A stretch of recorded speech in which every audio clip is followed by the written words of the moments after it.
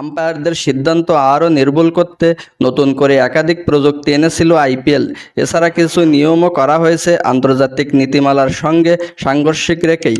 তবুও আম্পায়ারদের সিদ্ধান্ত গ্রহণে বিতর্ক থেকেই যাচ্ছে।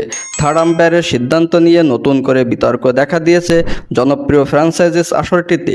ক্রীড়া বিশ্লেষক টম মোডি তো বলেই দিয়েছেন, বিতর্ক এড়াতে যাতে বিশেষজ্ঞ থার্ড আম্পায়ার নিয়োগ দেওয়া হয়। বিতর্ক শুরু হয় মুম্বাই ইন্ডিয়ান্স ও পাঞ্জাব কিংসের ম্যাচে আম্পায়ারের দেয়া একটি সিদ্ধান্তকে কেন্দ্র করে। ম্যাচটিতে থার্ড আম্পায়ারের দায়িত্বে ছিলেন নীতিন মেনন। মুম্বাইয়ের ইনিংসের 15তম ওভারে ব্যাট করছিলেন সূর্যকুমার যাদব। তার বিপরীতে পাঞ্জাবের pacer Arshdeep Singh wide yorker দেন। সূর্যকুমার লেগ সাইডে সরে যাওয়ায় সেই বলের নাগাল পাননি। সেটি প্রথমে হোয়াইট দেননি আম্পায়ার।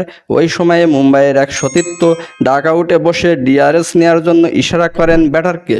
পরে তাদের রিভিউর ভিত্তিতে আম্পায়ার সেটিকে ওয়াইডের সিদ্ধান্ত দেন, কিন্তু সেই সিদ্ধান্ত সমর্থন করতে পারেননি পাঞ্জাব অধিনায়ক স্যাম কারান।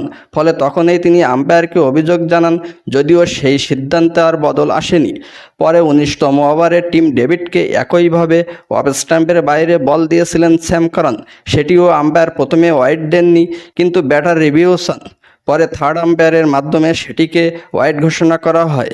আম্পায়ারদের এমন সিদ্ধান্ত দেখার পর স্থির থাকতে পারেননি সানরাইজার্স হায়দ্রাবাদের সাবেক হেড কোচ টম মোডি, যাকে তিনি প্রশ্নবিদ্ধ সিদ্ধান্ত বলে মন্তব্য করেছেন। নিজের টুইটার অ্যাকাউন্টে দেয়া এক পোস্টে সাবেক এই অস্ট্রেলিয়ান ক্রিকেটার লেখেন, আমাদের এখন বিশেষজ্ঞ থার্ড আম্পায়ারের বিষয়ে বিবেচনা করার সময় এসেছে, কারণ অনেক বেশি প্রশ্নবিদ্ধ সিদ্ধান্ত দেখা যাচ্ছে। তৃতীয় আম্পায়ারের কাজ সুষ্ঠুভাবে করতে হলে যথেষ্ট অভিজ্ঞতা ও বিশেষ কিছু দক্ষতার প্রয়োজন।